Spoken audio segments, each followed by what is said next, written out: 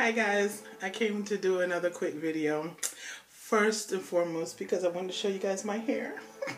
My daughter just did it, so you'll see a lot of, even though my hair is really gray, you'll still see a lot of the moisturizer stuff in it, like clumps of white, because we have to like super duper moisturize it, and then she twisted it up for me. So this will be my hairstyle for the next, definitely the next week, but probably the next 2 weeks. And if I can squeeze a third, I will. But 3 weeks is kind of pushing it with the twist because they unravel at the root and whatnot. Anyway, I just wanted to come do a really quick video. I saw my sister do a 45-minute video.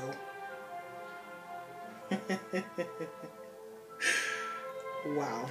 I didn't even know YouTube allowed such foolishness. But my sister's so blessed. Any of you that watches her videos, so blessed. One over there, check her out over in the blessed place. She did a 45-minute video, kind of things that she learned in dealing with the loss of our father and the days thereafter, and like up to the funeral and whatnot.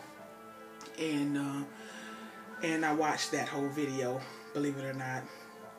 A lot because I did want to know what she learned and what she was sharing with her peeps, but also because it was about my dad and I wanted to see what was said. I'm going to be working on like a video, I don't know what you call it, like a tribute to my dad. I'm very lazy about editing, like D Hill said. That's my other sister, baby sister. I'm a little on the lazy side when it comes to the editing, unlike So Blessed One. She loves to, well, I don't know if she loves to edit, but she loves to put videos together. And I don't. I really don't. So it may take me a minute, but I am trying to. I've already like started putting things together, pictures and different little vids together in a file in my computer of things that I want to put, you know, together on a video for him. But I wanted to do a tribute to my dad, and just share some of the stuff with you guys that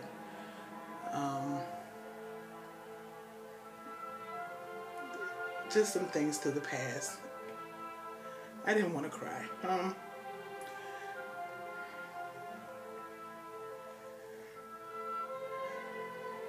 I wanted to do this without crying, but I just want to tell you a few things about my dad that some stuff were so elementary and simple, and some things people can probably, you know, really relate to. It's just everyday stuff. It's like my daddy taught us some really good things in life, and then he taught us some really silly stuff that doesn't, you know, have any value in life except for fun memories and foolishness. Because I think about my daddy taught us how to spit out of a window while you're driving. You know, it really is an art to it, or you'll have slob all over, you know, everywhere, and how he would say you got to collect that heavy, like that cold spit, and it, you know, you got to really huck. And then you kind of throw your head back, and then you got to, you know, like really spit it out the window. But you can't let it linger in your mouth, because then it all just turns to slob. And then that slob will just be, he'll just like be forever trying to. I know it's silly, but it's stuff like that. And I know how to do it while I'm driving without even stopping or slowing down or, you know, needing a tissue. But it's true. If you wait too long and hold it in your mouth, now you just got to use a tissue or something, because the, you know, the slob is just getting heavy in your mouth. I know it's nasty, but it's just, that's why sometimes parents don't get it, how important they are in their children's lives. The simplest things that you do with them and teach them, they hold true and they hold dear. And when you're gone, all we have are memories and funny stories. And I just remember things like when my dad used to take us, like really in the same city, but kind of like down roads that weren't traveled much. and he would teach us how to drive. My daddy taught me how to drive when I was 9. And we would go down these roads that were pretty narrow and had these big, deep ditches on both sides. And I just remember So Blessed One being the one that was driving, and she got afraid. She saw a vehicle way from down the road, and she started panicking and said, "Daddy, I can't do it. I can't do it. You got to take the wheel. You got to take the wheel." And he wouldn't. He said, "Didi, don't turn that wheel loose." And so she was turning the wheel loose. "Daddy, you got to get it. You got to get it." And my dad, I don't know if he was just totally insane, totally fearless, or just high as a kite, but he would not grab the wheel. And I kept saying, "Didi, grab the wheel. Get the wheel." He would say, "Didi, you better grab that wheel. Now your mama gonna be mad if we come back dead." And Deidre had to grab the wheel, and she was like, driving the truck, but she did it. And I don't know, I don't have the guts for that. I would have been like, get out of the car. I can't teach you how to drive. But that was just him. Just, putting her hands back on that wheel, saying, "Deidre, grab that wheel." And just not afraid that we were going to die. I thought we were going to die. But she made it through, and that was a story that I truly, I remembered and told my kids throughout the years. I just remember times that we spent working hard. But he didn't make it work. He made it fun. When we were picking up cans on the side of the road, when we didn't even know that we were picking up cans and doing this hard work for literally for survival and helping out with the family, we thought we were just, things to do with Dad. And we would walk these long roads picking up cans. I'd be on one side, Deidre would be on one side, and my dad would drive way down the road, almost out of sight, and park the truck. And then he'd start walking. He'd try to cover both sides of the road. Kind of walk. It was like a really not very traveled road. So he would sometimes walk in the middle of the road because you could see so far down. You could see so far back. And he would kind of walk in the middle of the road and kind of straddle around to try to see if he could see cans on either side. And we would just kind of keep doing that until we finished that whole road. And then we would crush cans and we would do all kinds of stuff. And we just had such fond memories. And remember, I was my daddy's fishing partner when I was, a young girl. And my oldest brother, my brother, I don't have an oldest brother, but my brother is not from my mom. He's not my biological brother by my mom. And we met him, I think, when I was maybe 12, 13. But they didn't do as much bonding early on as they did in the latter years.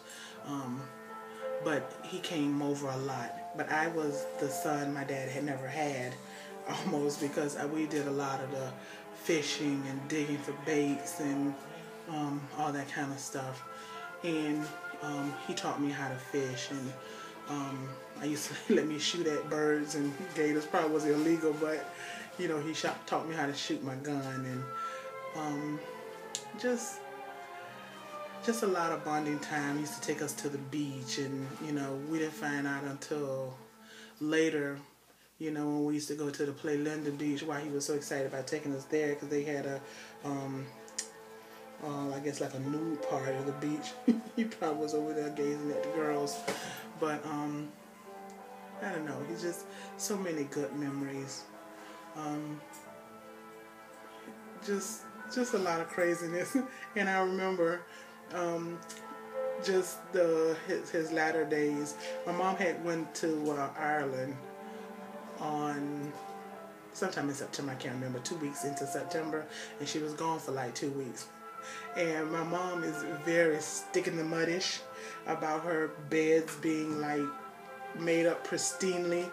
And so my dad would like to pull the covers back at the foot of the bed and lay, the width of the bed instead of the regular way you lay in the bed. So I saw him with the bed cover, pulled up, and I said, "Hey, Daddy." And he by now he's like really sick, so he's not, his humor was a little bit slower, but still there. And like So Blessed said, my dad was funny right to the end, because I had said to my dad, I said, Daddy, I see you got your bed pulled back the way you want it. And he was like, yep. And I said, that's right. You can lay in your bed however you want to. And he said, that's right. I said, because you the man. He said, that's right. I'm the man. I said, until Mama get back home. He said, you right. And boy, we laughed. We laughed, and I just thought, you know, even though I know he was sick and he wasn't feeling good at all, but he was just like still right on it, and that's just how he was right to the end. And I have such hard days sometimes when I think about him. The floodgate will just come, and I get overwhelmed. And I get so sad at the thought of never seeing him again, not on this side of heaven. And I know that death is going to come for many.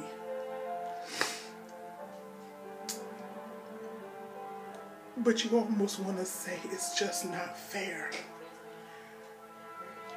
But it is what it is. And